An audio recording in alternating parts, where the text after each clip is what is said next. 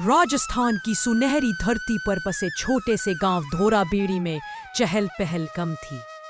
रात होती ही हवा में ठंडक और रहस्यमयी खामोशी उतर आती।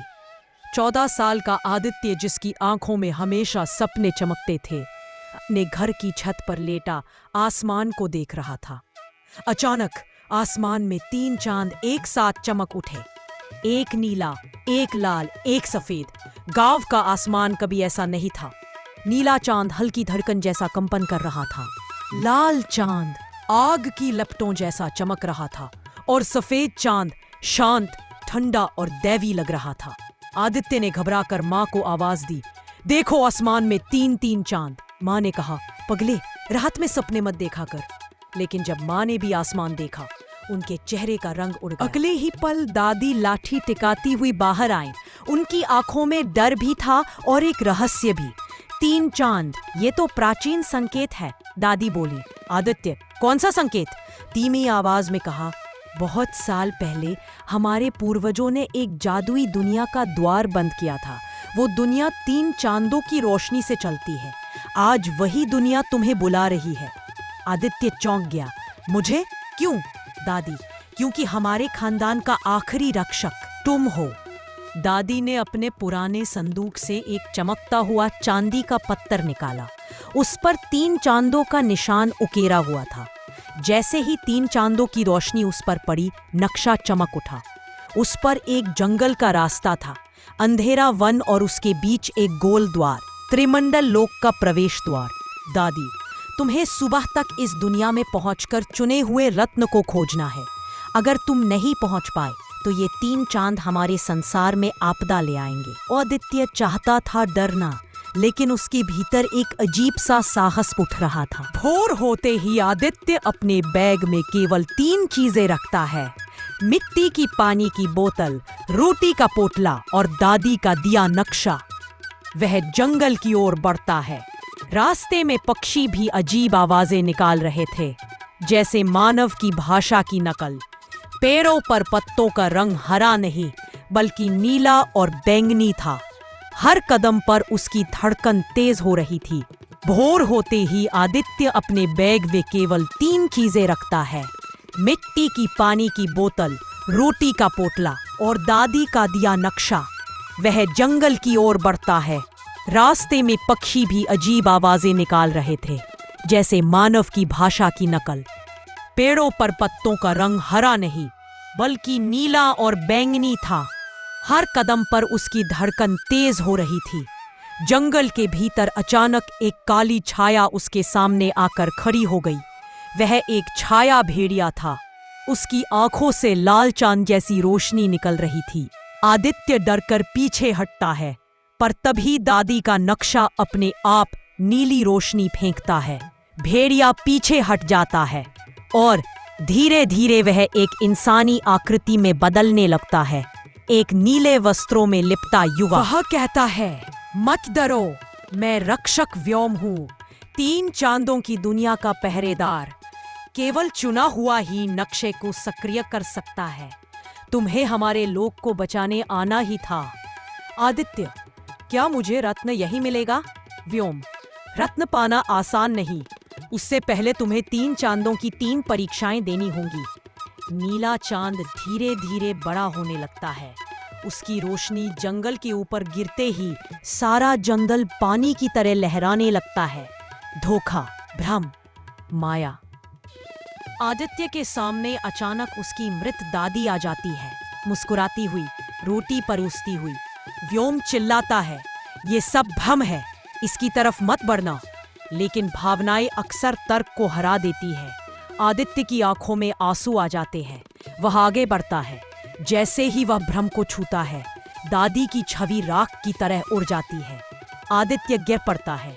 व्योम, अगर भावनाओं में बहोगे तो परीक्षाएं नहीं पार कर पाओगे।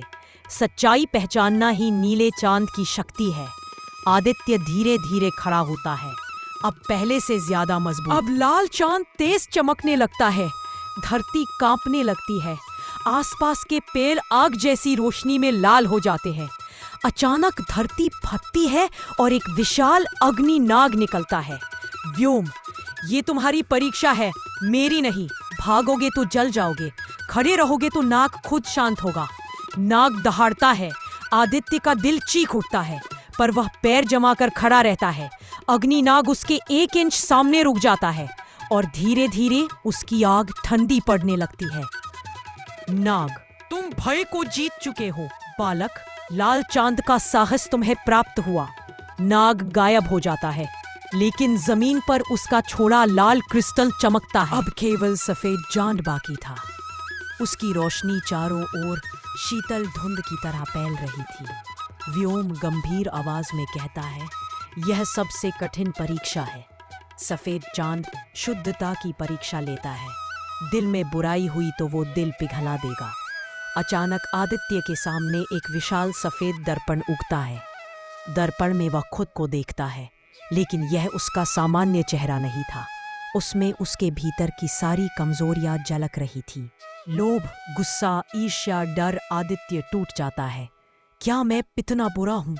दर्पण का चेहरा उत्तर देता है, हर इंसान में अच्छाई बुराई दोनों है। सवाल यह है कि तुम किसे चुनते हो। आदित्य धीरे से अपने दिल पर हाथ रखता है। मैं उस रास्ते को चुनूंगा जिस पर लोगों की भलाई हो, भले ही वो मुश्किल क्यों ना हो। दर्पण चमक उठता है और एक सफेद मोती उसके हाथों में आ गिरता है। व्योम मुस्कुरा उठता है। तुमने तीनों परीक्षाएं पार कर ली। अब तीनों चांद आसमान में एक सीधी रेखा में आ जाते हैं। वन में हवा तेज बहती है। कहीं दूर घंटियों जैसी आवाज आती है। आदित्य तीनों रत्न, नीला, लाल और सफेद, नक्शे पर बने गोल केंद्र में रखता है। धीरे धीरे रोशनी तेज होती है और एक विशाल चमकदार गोल द्वार खुल जाता है। व्योम, यही त्रिमंडल लोक है, हमारी दुनिया। असली काम शुरू होता है। आदित्य प्रवेश करता है और उसके सामने खुलती है एक ऐसी दुनिया जिसे शब्दों में पिरोना मुश्किल है। आसमान में 3 चांद एक साथ चमक रहे हैं। धरती पर अजीब रंगों के पौधे हैं, कुछ हरे नहीं, नीले और सुनहरे। नदियां ऊपर बह रही हैं। पेड़ों पर चमकते पंखों वाली चिड़ियां उड़ रही हैं। पर तभी सब कुछ कांपने लगता है। व्योम का चेहरा गंभीर हो जाता है। त्रिमंडल लोक का हृदय कमजोर पड़ रहा है। इसे 3 चांदों का संतुलन ना मिला तो दोनों दुनिया नष्ट हो जाएंगी। वे दोनों एक विशाल मंदिर पहुंचते हैं। 3 ऊंचे स्तंभ 3 चांदों की तरह मंदिर के बीच में खड़े हैं। व्योम कहता है, यहाँ तीनों रत्न लगाने होंगे। आदित्य पहला रत्न नीला लगाता है। मंदिर में ठंडी हवाएं बहने लगती हैं।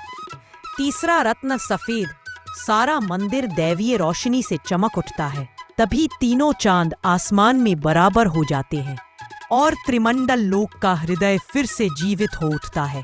व्योम गंभीर स्वर में कहता है, आदित्य, तुम सिर्फ एक आगंतुक नहीं रहे, आज से तुम दोनों दुनिया के रक्षक हो। जब भी 3 चांद चमकेंगे तुम्हें फिर बुलाया जाएगा। मैं तो बस एक साधारण लड़का हूँ। व्योम मुस्कुराया। हर बड़ा रक्षक कभी साधारण ही था। द्वार फिर से खुलता है। आदित्य धीरे धीरे अपने गांव की ओर लौटता है। सुबह हो चुकी है। आसमान में अब फिर से एक ही चांद है। दादी उसके सामने खड़ी होती है, मुस्कुराती हुई। आदित्य, मैं वापस आ गया दादी। दादी ने उसके सिर पर हाथ रखा। तुम सिर्फ वापस नहीं आए, तुम अब पहले जैसे नहीं रहे। आदित्य छत पर खड़ा आसमान को देखता है और 3 चांदों की फेंट सी चमक उसे आंख मारती महसूस होती है।